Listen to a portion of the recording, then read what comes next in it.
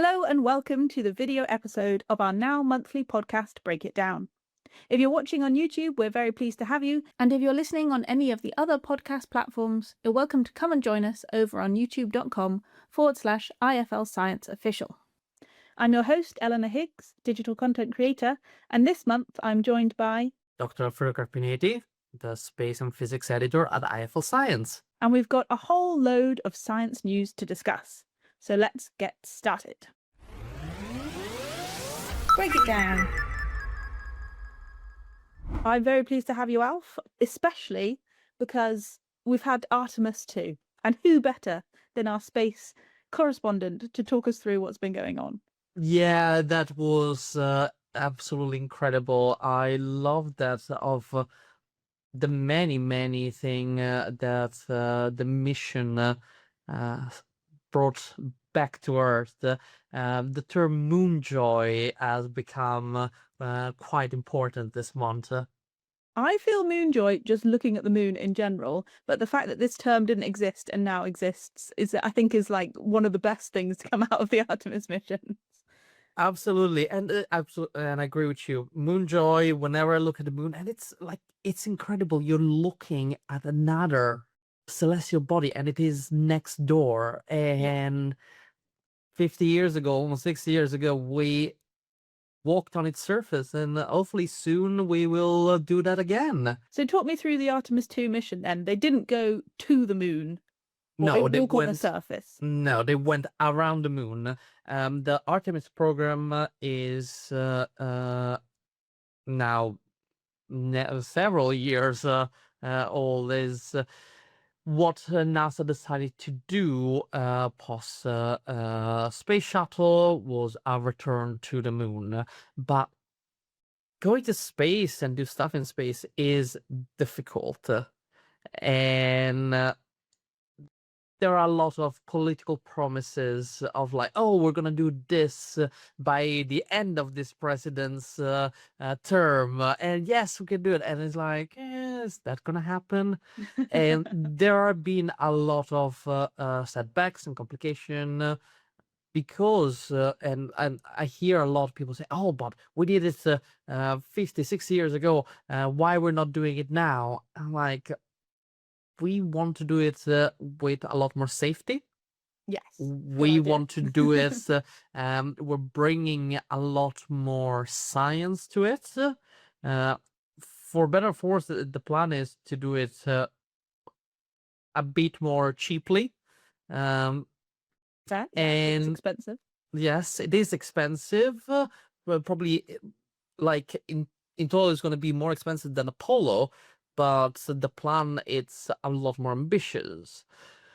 There are a lot of geopolitical reasons that we can get into, and there are a lot of technical reasons that make it a very slow progress compared to Apollo.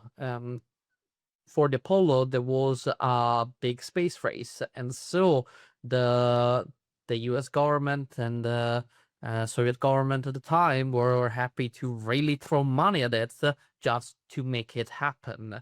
Here we just want to go back to the moon, and yes, there are still geopolitical reasons, but also to stay and do science there. Little tangent on the why it took so long, but Artemis II is the first crewed mission of the Artemis program, so a lot of it was just making sure that the whole setup is safe and functioning for humans.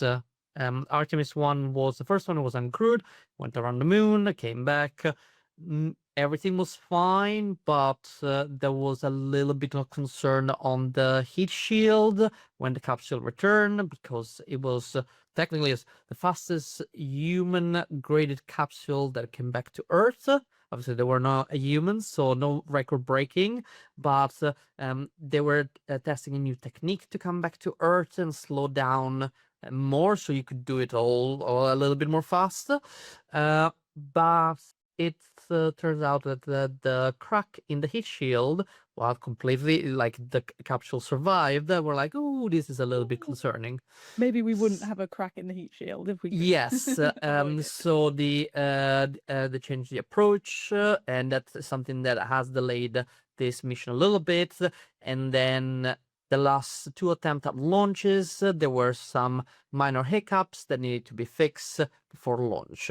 And so we moved from February to March, from March to April.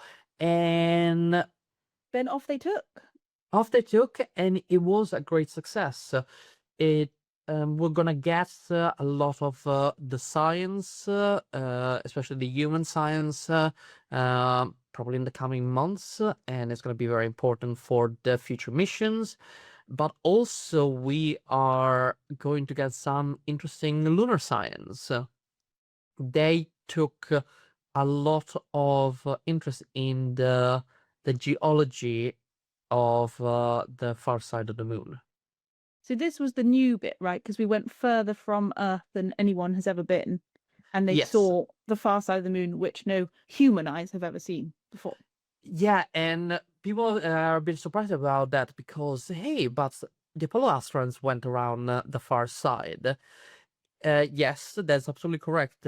But the way that the geometry of the Earth-Moon system happened that a lot of the time the far side was the night side, so was the dark side of the moon, simply because you wanted the astronauts on the surface of the moon to have as much light as possible. So that was happening on the day side of the moon, and so the astronauts that went around the far side didn't see much.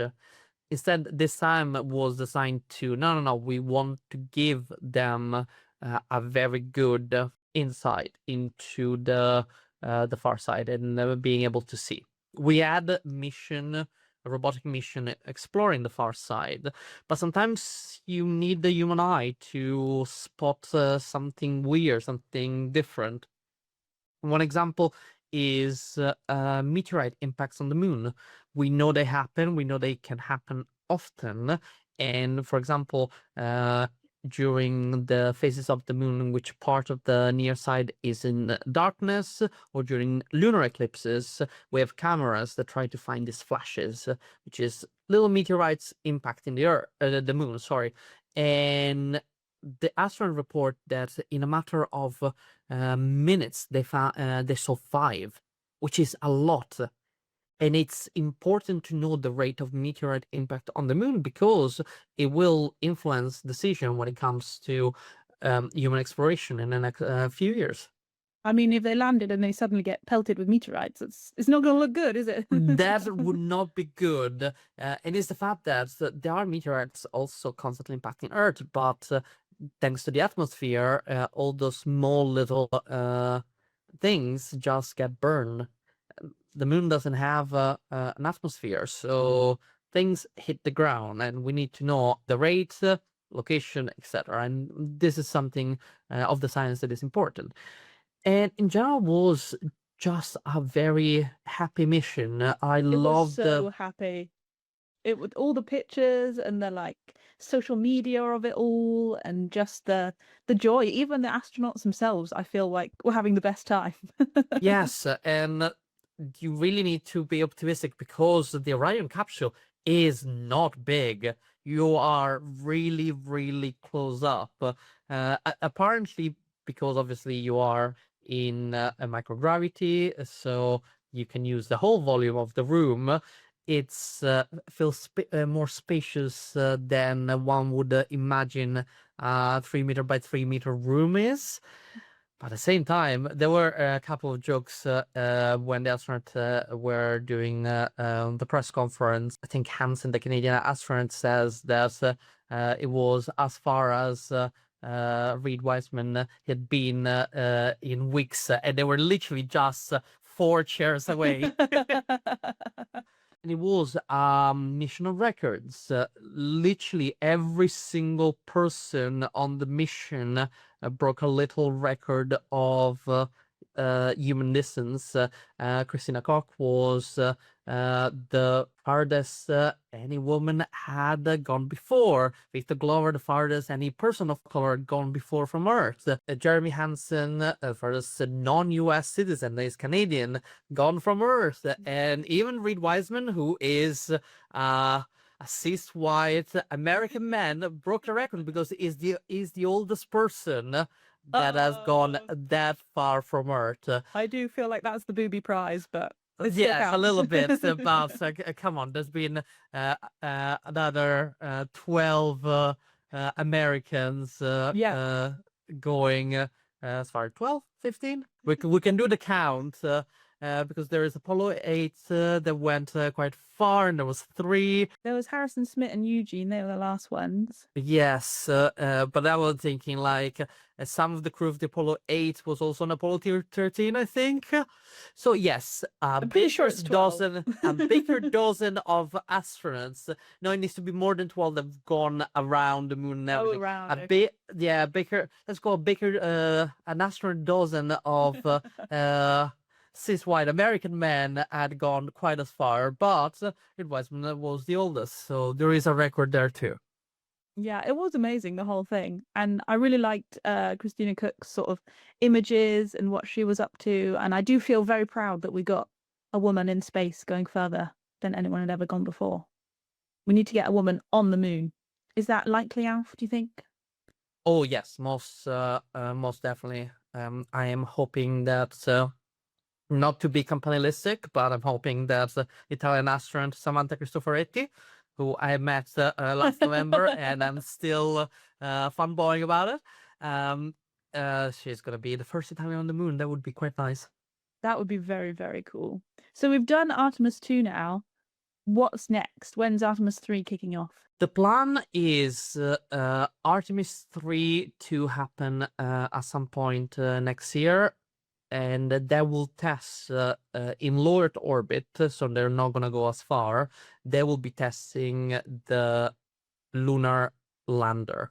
There are 2 potential lunar lander, both being built by private company. Elon Musk, SpaceX is building a Starship, which will be used as a lunar lander, and Jeff Bezos' Blue Origin is building Blue Moon, which is the other lunar lander. And that is the thing that makes me uncertain about the time scale of the Artemis program, because they would like to test this lunar lander next year in low Earth orbit. They would do ideally uncrewed tests to actually send the lander without people to the moon and then back up. And then the plan is to actually land people on the moon twice in 2028. Okay, that's not too long to wait for a new season of Artemis. Yes, if it happens. Okay, so we should need to be cautiously optimistic. Yeah, or like we need to take everything with a grain of salt. I don't know where you want to fall on that, but neither Starship nor Blue Moon have been tested in space yet. Starship has done some orbital suborbital flights, and none of them resulted into a landing. They were designed to splash land, and Blue Moon has not traveled to space yet. And as we said, space is difficult, and we are looking at 1 year to do all these tests, and all these tests needs to be successful. So it's not like, oh, we just need to get one success and it's good. No. They need to show that these vehicles are safe before we put anyone in them. Before we put anyone in them, and before we put them in them, send them to the moon, and then hope that everything works to get them back from the moon. I don't think that it's impossible, but I think it is extremely optimistic, and things just need to go well. Well, we'll hope for the best. We'll hope for the best. I would love to see humans on the moon soon. Yes, so would we all. That would be so exciting. I missed the first lot, so I've got to. Yeah, and I remember my parents telling me, and it would be nice to actually see experience that. it properly. Yeah. 100%. Tell me what you brought us. So Katie Spaulding has been working on an article. For the first time ever, scientists have mapped all the nerves in the clitoris, which is pretty remarkable. As with many things in science, this area... Sorry, but talking about places that no man has gone before. Oh my gosh. Okay, so Katie Spaulding has been talking to researchers from the Amsterdam University Medical Center in the Netherlands and given lots of areas of science. This is one area of the body that has been extra overlooked historically. It was only seen in full for the first time in 1998, which I didn't realize and blew my mind, especially since it belongs to about half the world's population. But now we have gone one step further. They have used some fancy mapping techniques to produce a 3D map of nerves within the clitoris. This is called synchrotron imaging, and it's one of the most expensive and cutting-edge ways to see inside the body. And it allows you to see structures right down to the micrometer. And this sort of mapping has revealed tiny, intricate details, things like the tree-like nerves within the clitoris. They were found in image for the first time by that researcher Lee and her colleagues. And this is actually all just from 2 specimens. So 2 postmenopausal women donated their bodies to medical science. And this is sort of quite a limited investigation, really, of the innovation of synchrotron imaging, but it has revealed all sorts of things, and for the first time they've got all of the nerves available, which is pretty impressive and does have sort of real world applications. So people that need surgery, people get clitoral hood retractions and things like that, or if they've had female genital mutilation, then surgeries can be sort of very tricky. And now that we know more about the nerves of the clitoris, it can like inform surgical procedures to protect those nerves during those processes. And there's a lovely quote from the researcher. She says, "This study is just a beginning. There should be more research on the anatomy and physiology of the clitoris, and we should rally against the taboo." Feels like it's a bit absurd of how little we know about the anatomy. A major organ. Yeah, major organ. Yeah, it's we can imagine just the, as you said, the taboo is every time that things fall into the vague area of sexual health, which is just another term for health.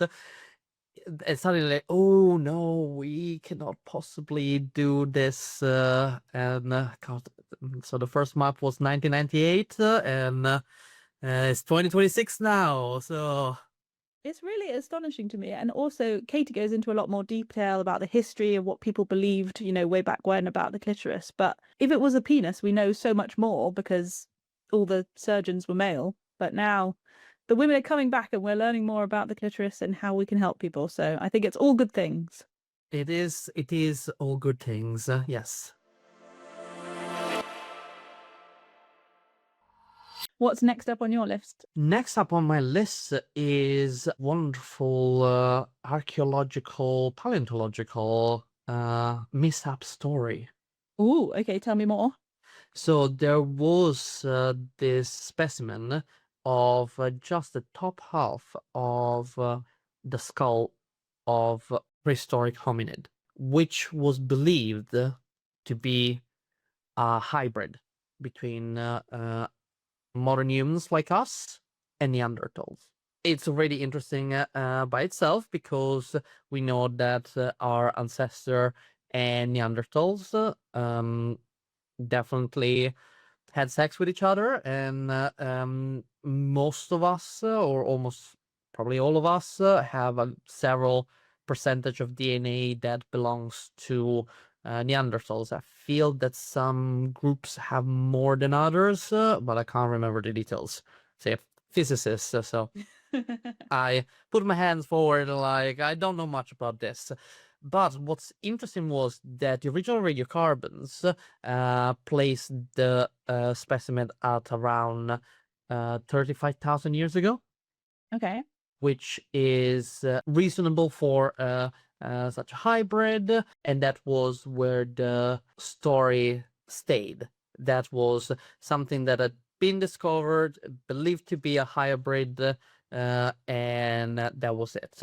And our lovely Ben Taub went a little bit on this new research, which found that actually this fragment is not as old as was first thought. It's just 7,000 years old. That's quite a And big jump. it is a big jump. And by that time, there were no more Neanderthals in the world. They'd gone extinct. Oh, okay. So, no, it's not a time traveling Neanderthal or anything weird. It is just the top of a skull of a regular human as us, regular modern human. Oh, that's boring. I know, but it showed that there are enough genetic variation that could make it look like part Neanderthal, but it is not. It's just within the a realm of possibility for a skeleton of one of our ancestors. That's it. Oh, so did they do more DNA analysis then and sort of change their minds? They did morphological analysis. You see, there was not much in terms of artifacts around, so they couldn't just like, oh, okay, you find this stuff and that stuff, and so you say, oh, this is definitely something that a modern human would have in terms of artifacts. Oh, this is definitely Neanderthal. It's not what they found at all. What they did was this thing called multivariate analysis, and they're looking at morphological affinities. So they're looking at the proper shape, and it just showed that has things that are very much look like Homo sapiens. Probably not exactly usual Homo sapiens, but it is not Neanderthal. Oh, well, now at least we know. Everybody makes Yes. mistakes, and we've admitted it. We've learned more. It's important that when you find this amazing specimen that seems to suggest something incredible, that more scientists do analysis on them and make sure that that idea is confirmed. Yeah. It's quite common when it comes to science. I thinking about paleontology. One thing that pops to mind, and it's one of my favorite specimen, is this dinosaur called Calophysis. That first was thought to have they found a specimen that had an adult, and within the thorax of the adult there is a baby Calophysis. So at first they thought, oh my god, we found the first dinosaurs to give birth to live young. It's amazing. And they realized, oh no, it's a little bit too big, this baby. Oh no, we found the first cannibal dinosaur. Oh my god, this is amazing. And when I saw it the first time, it's at the Natural History Museum in London, I was super excited. I was 9, I was telling my dad, this is a cannibal dinosaur, this is amazing. And probably thought, you are a weird child. And then we found out that that was just an accident. The adult died on top of the child. Squash the little one. Probably they were both killed by something, but that's how Squished they together. remain. Yes, squished together, and so they were not cannibals. And this is, I think, is the important thing. You constantly need to double check. Is the whole point of science, making sure that your result withstand the test of time and the new test that times bring. Absolutely. What a cool discovery, and at least now we know more about the skull. What have you got next? This is really cool. This might be my favorite story of the last month. This is Bruce the Keir, and I was lucky enough to write all about him. He lives at Willowbank Wildlife Reserve in New Zealand, and he only has the bottom of his bill. The top half of his bill has been missing since before he joined the reserve. Yes, you say and it does sound like a sad story, but Bruce is he doesn't need your pity. He is fair enough. Fair enough. He is the subject of a new study, and they were looking at dominance in these birds. So Bruce lives within a circus, which is the collective noun for kea, of 12 kea, 3 males and 9 females. And they studied the kea over a 4-week time frame, and they observed 227 conflict interactions, which I think is pretty funny. So these kea are always battling to be out on top. There were 162 male-male conflict interactions between all these kea, and Bruce the kea, with only half a beak, ranked first and won all of his 36 conflicts. But you might think with a half a beak he would struggle, but actually he has come up with what the researchers are calling a beak jousting style of fighting. So he thrusts his lower beak forwards at his opponents, and sometimes he does a little run and a little jump in there as well, I think wrestling style, to attack his body. And what this has allowed him to do is that he can attack more of the body of his opponent than his rivals. So his rivals with their whole beaks tend to just go towards the neck and the head, but Bruce goes back, wings, legs. He is not fussy. I love those birds. They're very clever. They're so clever. Yeah, these parrots are super intelligent. They're like known for their curiosity. And I spoke to the researcher, Alexander Grabham, and he said Bruce's jousting has made him so successful because his 11 peers haven't yet figured out how to counter the diverse lower beak motion, and they can't replicate it, which I think is brilliant. That's quite incredible. So he is the most dominant one, and you might think that that would come with more stress of being the leader, but in fact, Bruce is the least stressed of all the species, of all the birds in the circus, and they found this out because they looked at sort of levels of hormones in the droppings of the birds, and Bruce has the lowest one, and they think this also might be because he gets allopreened by the other birds. So there's a bird called Taz who was recorded allopreening him 9 times. Megatron, the kea, 4 times, Joker 4 times, and then Neo twice. So they think this amount of allopreening helps lower Bruce's stress, making him very chill until it's time to fight again. That is amazing. I also enjoy the range of names of this Kia circus. It's incredible, isn't it? Megatron and Bruce and Taz. It's so good. Bruce also thrives because he gets first access to all the feeders. So it's kind of an amazing story. Just because he has this disability doesn't kind of stop him in any way. And he is the first example of a disabled animal that can maintain their sort of leader alpha status without help, and solely through this behavioral innovation, which is the beak jousting. I'm a Bruce fan for sure. I'm a Bruce fan as well now.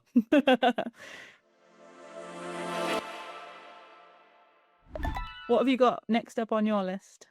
My final story is about the Breakthrough Prize. The so-called Oscar of Science were given out on April 18th in a lavish ceremony, but mostly I got to chat with some of the award winners. The Muon G-2 collaboration, which is an international collaboration between Fermilab, Brookhaven Lab, and CERN.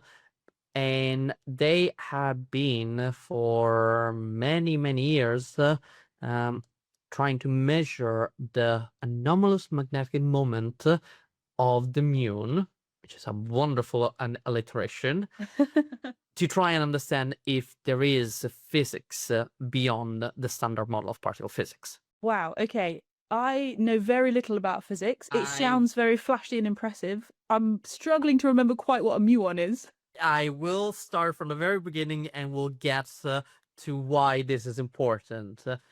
So a muon is like the heavy cousin of an electron. Okay. So in all your electricity and in around your atoms, there are electrons, which is negatively charged fundamental particles. But as far as we can tell, every fundamental particle in physics comes in 3 families. So you have the quarks that are divided in 3 families, and you have the leptons, which in the standard form are the electron and the electron neutrino, and then you have a slightly heavier version, which is the muon, and the a muonic neutrino, and then you have the tau, but we don't care about the tau. So every fundamental particle also has a property called spin, which acts exactly like if this particle was spinning, like a spinning top. You can truly imagine that. Are you imagining that? I'm imagining that. Perfect. Now I'm going to tell you that the particle is not really rotating. Okay. So it's something. But you just told me it was spinning. Yeah, this property look exactly like a spin, but it is not a physical rotation. It's some intrinsic spin. What does it mean, Alfredo? It's something that we know particles have. We shouldn't focus too much on exactly what it is, especially because then the spin it's fractional in, for example, electrons and muons, and like how can something only have a half of a spin? What does it mean, Alfredo? What does it mean? Complicated. Quantum mechanics is complicated, but this property, because it acts like a spin, and the electrons in the muon are electrically charged particles, also have a magnetic field. So they act like little bar magnets, and they produce this magnetic moment. So they could be influenced by a magnetic field, they create a magnetic field, etc., etc.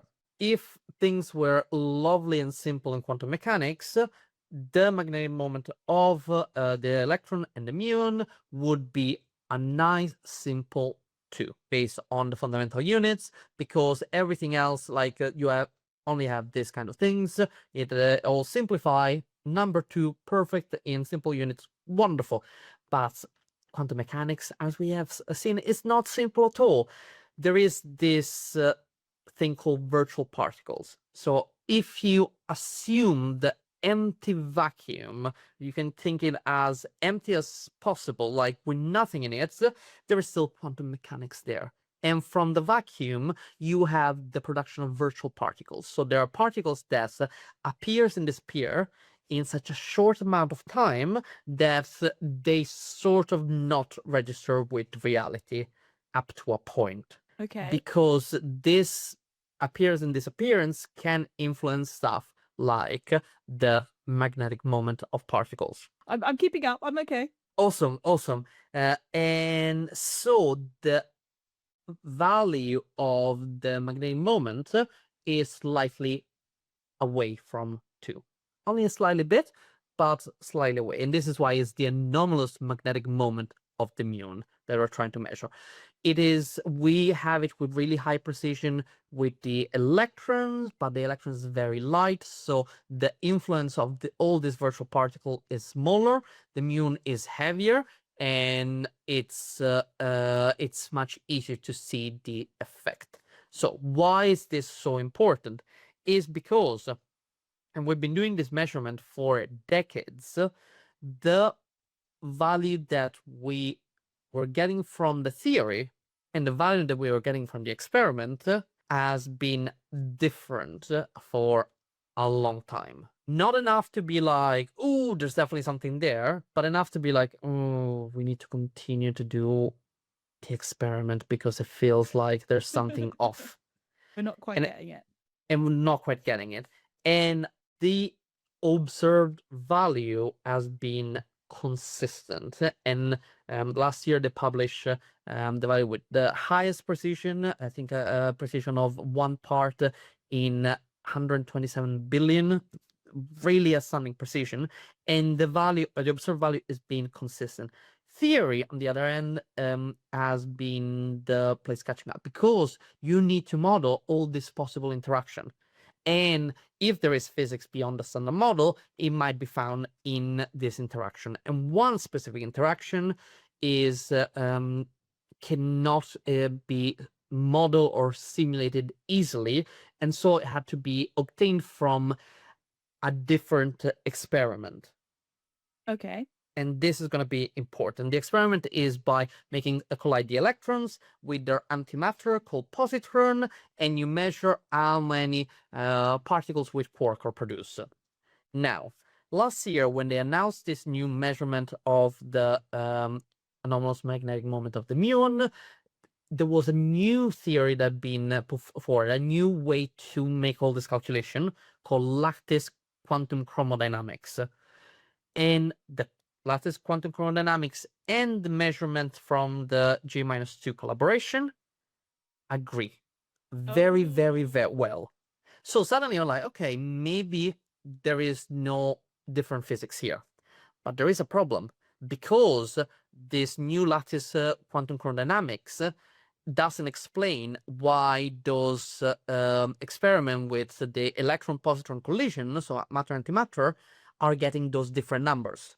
So we are at a point in which we have a theory that agrees with one experiment, but it doesn't agree with pretty much 6 other experiments. What a nightmare. No, I think for the physicists, this is Christmas. Okay. We This is got what- a better theory that can explain a lot of things, and suddenly a different experiment is not working. We are at a point and the researcher that I spoke to were very upfront, saying we have done an amazing high precision calculation, and this is why they received the breakthrough prize, because it was truly an outstanding thing that they had to do. They even had to move one of the experiments over 3,000 miles over a barge, escaping a tropical depression. There were people told that they were moving a UFO, because, to be honest, it's a big this is the bit circular disc. worrying. Yes. But they had to move it from Brookhaven, where it was the experiment originally, to Fermilab, where they could produce more muons, so they could do this experiment with really high precision. So they did measure the magnetic moment of the muon at an incredible level. And now it's up to the theory to be like, okay, are we really certain that lattice quantum chromodynamic is correct? Because it agrees here. And what does it mean for the disagreement in the electron-positron collisions? I'm not buying the theory. I'm just going to put it out there. Does it seem like it's on the right lines? It would be much easier if the theory completely disagrees, so we could say, okay, there must be a different particle, there must be another force, something else must come into play here to explain this disagreement. It's complicated. It's always complicated when it comes to quantum mechanics. I mean, I didn't know a muon existed until about 30 minutes ago, so now I'm very impressed by all of this research. Well, you might not know that they exist, but for as much as all these other families of particles are very rare, so almost all of the universe is made of protons, neutrons, and electrons. All the other particles are very rare, but muons are among the less rare because they form in cosmic rays. So you have high energy particles slamming into the atmosphere, and they form these particles that rain down on us. So pretty much I feel that there is a muon going through you every minute. Oh, wow. They're all around, and I never even knew. Yeah, like all of us, not you specifically. It's not like, Eleanor, you're the target of the muons. I But have yes. all the muons. Yeah. Send me to the Fermilab.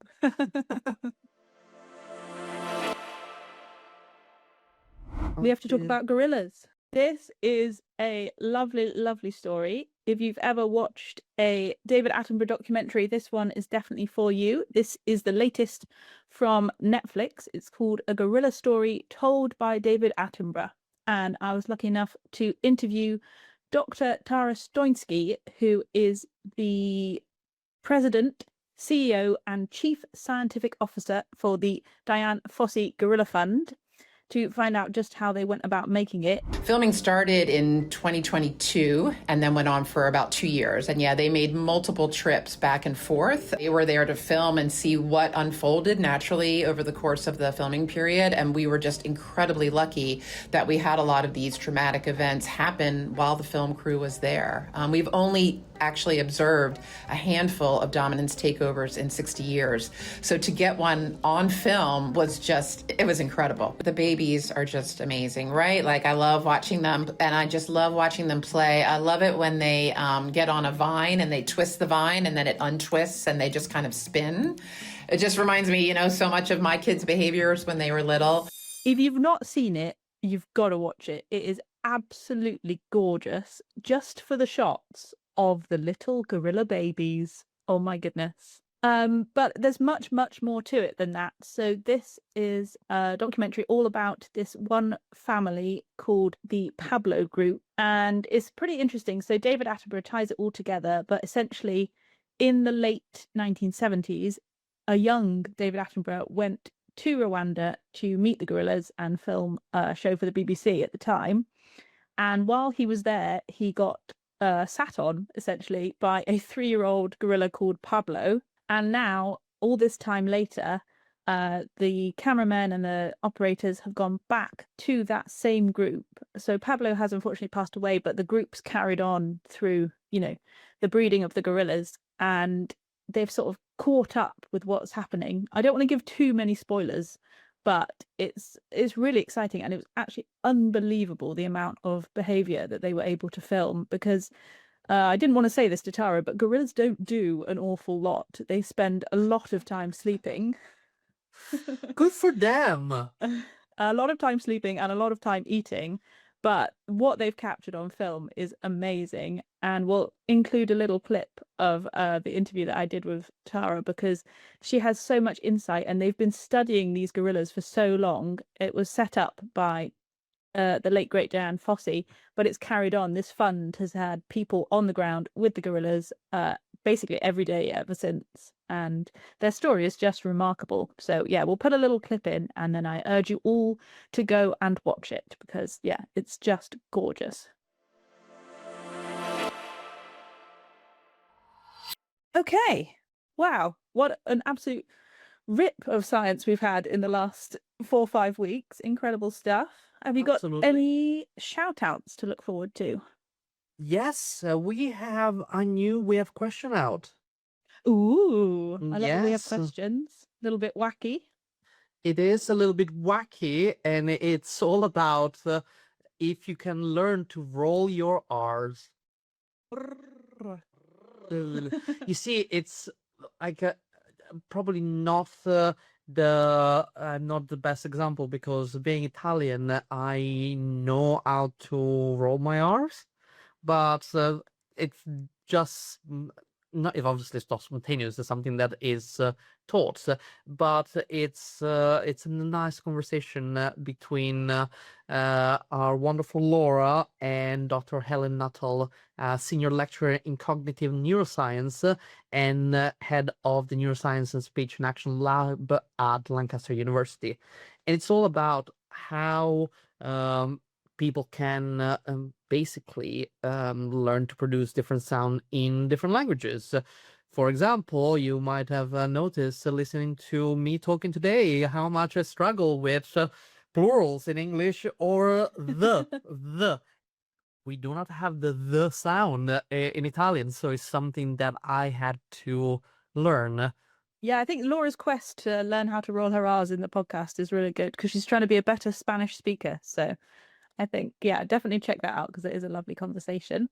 And then we also have the next issue of our Curious magazine will be coming out. There's some very cool stuff in there, including Holly's amazing interview with a CIA agent, I want to say, somebody that works for the CIA, all about spy animals.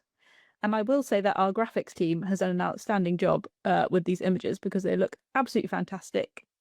And yeah, Holly asks this very obliging CIA employee all about their secret spy animal programs. So yeah, that is a real fun deep dive.